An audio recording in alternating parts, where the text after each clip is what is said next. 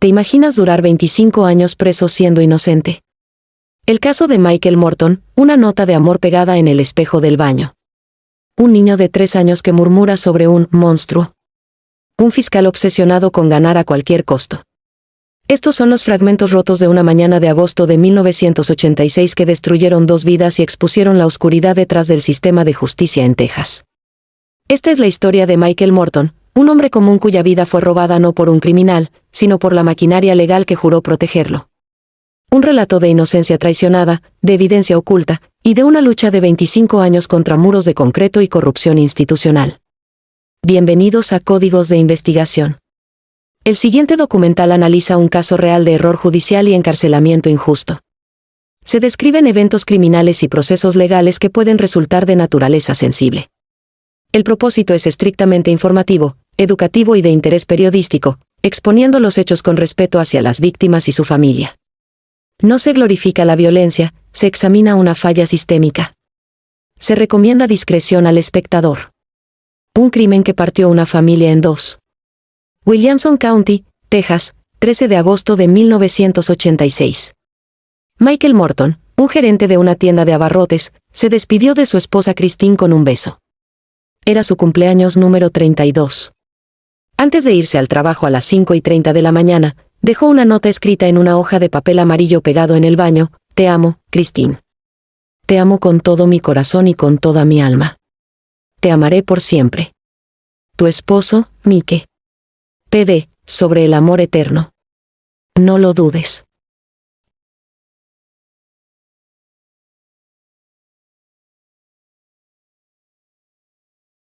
Ese gesto cariñoso se convertiría, de manera perversa, en el primer eslabón de la cadena que lo ataría a una celda. Al regresar a casa después del trabajo, encontró la puerta cerrada con llave desde dentro. Forzó la entrada y descubrió la escena que definiría su pesadilla: su amada Christine yacía muerta en su cama, víctima de una brutal golpiza. El crimen fue de una violencia extrema.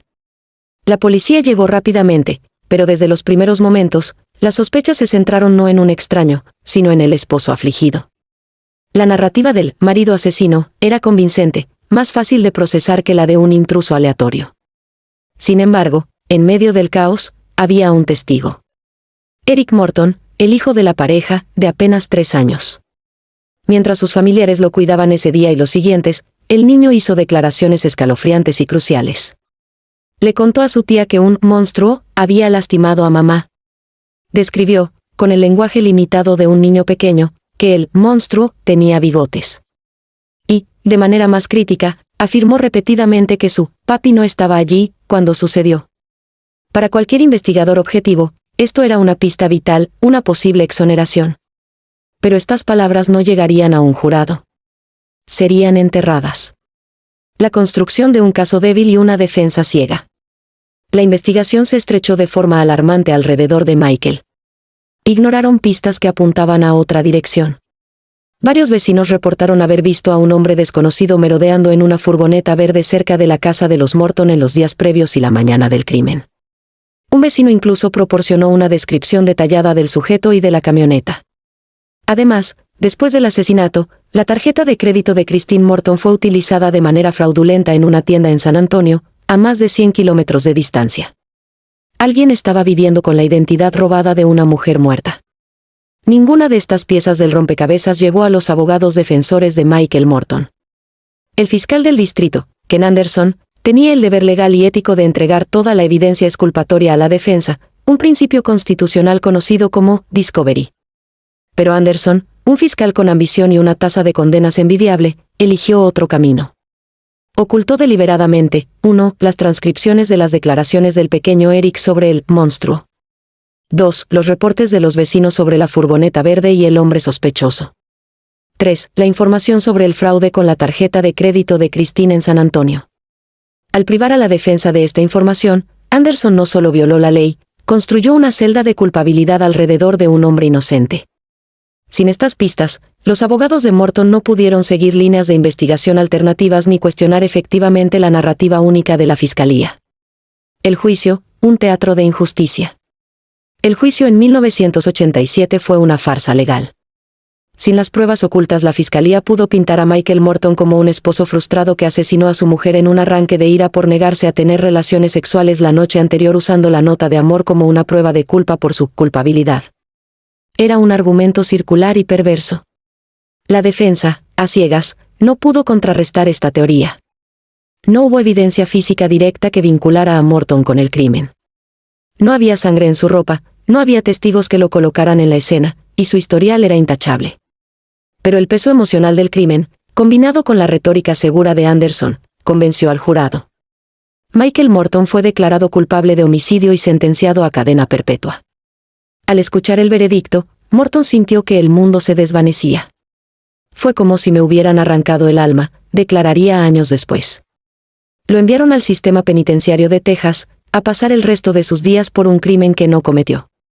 Su hijo Eric, el único testigo ocular verdadero, fue adoptado por familiares y perdió todo contacto con el padre al que defendió sin saberlo.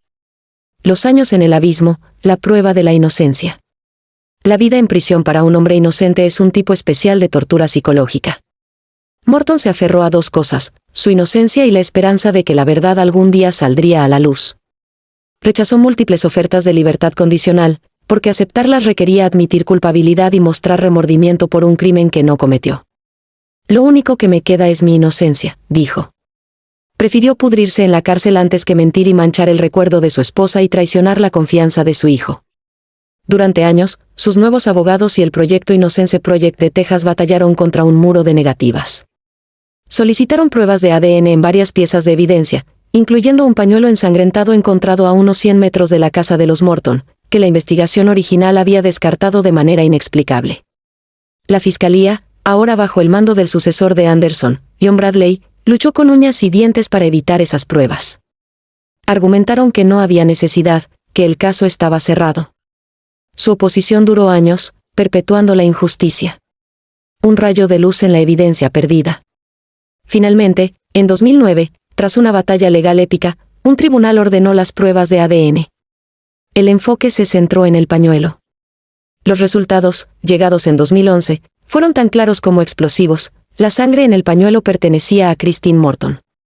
Y mezclado con ella, estaba el perfil de ADN de un hombre que no era Michael Morton. El código genético había hablado. Después de casi un cuarto de siglo, existía una prueba científica irrefutable de que otro hombre había cometido el crimen. El perfil fue ingresado a la base de datos nacional de ADN criminal, CODIS. Y hubo una coincidencia. El nombre del monstruo real. La coincidencia apuntó a Mark Alan Norwood, un delincuente con un extenso historial criminal que en el momento del asesinato de Christine vivía a menos de 20 kilómetros de la casa de los Morton y se movía en una furgoneta. El monstruo, que el pequeño Eric vislumbró, tenía por fin un nombre. Con esta evidencia demoledora, la maquinaria de la justicia, tan lenta para rectificar su error, comenzó a moverse con rapidez. La segunda parte de esta investigación revelará el dramático día de la liberación de Michael Morton, la impactante caída en desgracia del fiscal que lo encarceló, y el largo y doloroso camino para reconstruir una vida robada. ¿Qué consecuencias enfrentó Ken Anderson? ¿Logró Michael reconectar con su hijo Eric? Los detalles finales de este monumental caso de error judicial, a continuación. La libertad, la verdad y el legado de una ley. La prueba de ADN había hablado. En un frío laboratorio, las moléculas de sangre en un pañuelo olvidado durante 25 años contaron la verdadera historia. Un hombre llamado Mark Alan Norwood había matado a Christine Morton. Para Michael Morton, tras casi un cuarto de siglo en una celda, esa verdad científica era la llave que finalmente comenzaba a girar en la cerradura de su prisión. Pero la libertad física era solo el primer paso. Lo que seguía era una batalla aún más monumental, enfrentar a los hombres que lo encarcelaron, reconstruir los pedazos de una vida destrozada y forjar un legado que impidiera que esta tragedia se repitiera. Esta es la conclusión del caso que desnudó la corrupción en el corazón del sistema de justicia de Texas. El día que la justicia, tarde, llegó. El 4 de octubre de 2011, Michael Morton, con 57 años y el cabello cano, salió del condado de Williamson custodiado, pero esta vez no con esposas, sino como un hombre libre. Su exoneración formal llegaría en diciembre, pero ese día fue su renacimiento. Afuera, lo esperaban no multitudes, sino el silencio abrumador de un mundo que había seguido girando sin él. Había entrado en prisión cuando Ronald Reagan era presidente, salía en la era de Obama. Había perdido a sus padres, que murieron creyendo en su inocencia pero sin verla vindicada. Y sobre todo, había perdido la crianza de su único hijo, Eric. El reencuentro con Eric, ya un hombre adulto, fue un proceso lento, doloroso y profundamente emotivo. El niño que una vez dijo papi no estaba allí, había crecido bajo la sombra de un trauma indescriptible y una narrativa impuesta. Para Morton, la integridad en su relación con Eric había sido su brújula moral en prisión. Esta es la razón por la que rechazó categóricamente todo acuerdo de culpabilidad que le ofrecieron a cambio de una libertad condicional. Aceptar hubiera significado declararse culpable del asesinato de la madre de Eric. Podría haber salido años antes, diría Morton, pero, ¿qué le digo entonces a mi hijo? ¿Qué maté a su madre? Preferí pudrirme en la cárcel siendo inocente, a que mi hijo creyera que era un asesino. Su negativa fue el acto más puro de amor paterno, un sacrificio casi incomprensible que finalmente permitió que cuando la verdad salió a la luz padre e hijo pudieran reconstruir su vínculo sobre la roca sólida de la verdad y la integridad, no sobre la arena movediza de una mentira conveniente. La caída del fiscal, ambición, corrupción y consecuencias. Mientras Morton recuperaba su libertad, la atención se volcó sobre el hombre que había orquestado su condena, Ken Anderson. Para 2011, Anderson ya no era el fiscal de distrito. Había utilizado su éxito como acusador público, un éxito construido sobre trampas y ocultamientos, como trampolín para una carrera judicial. Era un juez de distrito respetado, un pilar de la comunidad legal. Pero la exoneración de Morton destapó la cloaca. Una investigación especial reveló que Anderson no solo había ocultado evidencia exculpatoria, sino que lo había hecho de manera deliberada y sistemática. Sus motivaciones, según los investigadores y la opinión pública, estaban enraizadas en una ambición política desmedida. En el momento del juicio de Morton, Anderson era un fiscal con aspiraciones de ascender, para el cual una condena de alto perfil era un activo político invaluable. La verdad y la justicia fueron sacrificadas en el altar de su carrera. Las consecuencias, aunque muchos las consideraron insuficientes, fueron históricas. En 2013, Ken Anderson se convirtió en el primer exfiscal en la historia de Texas en ser encarcelado por su conducta en un caso. Se declaró culpable de desacato al tribunal por ocultar pruebas. Renunció a su puesto como juez, fue despojado de su licencia para ejercer la abogacía y cumplió 10 días de cárcel en el mismo condado que una vez gobernó. También realizó 500 horas de servicio comunitario. Para las víctimas de su maquinación, la sentencia fue simbólica, pero el mensaje fue claro: la impunidad de los fiscales ya no era absoluta. El sistema, forzado por el escándalo, había tenido que volverse contra uno de los suyos. Los defensores que se convirtieron en campeones de la justicia. En contraste con la caída de Anderson, los abogados que lucharon incansablemente por Morton vieron sus carreras ascender, convirtiéndose en figuras clave para reformar el sistema. Los abogados John Raleigh, del bufete Raleigh y Bowick, y Natalie Roetzel, del Innocence Project de Texas, no solo lograron la exoneración de Morton, sino que su trabajo meticuloso y ético los catapultó a posiciones de gran influencia. Tras la destitución de Ken Anderson y el desprestigio de su sucesor, John Bradley, quien por años había bloqueado las pruebas de ADN, se produjo un cambio sísmico en la Fiscalía del Condado de Williamson. El nuevo fiscal de distrito electo, Shaun Dick, llegó con el mandato de restaurar la integridad. En este nuevo clima, la experiencia y el compromiso ético de abogados como los que defendieron a Morton se volvieron invaluables. Si bien no sustituyeron directamente al fiscal o al juez corrupto, sus esfuerzos fueron fundamentales para crear una oficina del fiscal donde la transparencia y la búsqueda de la justicia, no las condenas a cualquier precio, se convirtieron en la prioridad. Se convirtieron en referentes y asesores en la reforma de las prácticas de la fiscalía en todo el estado. La ley Michael Morton, un legado para proteger a los inocentes.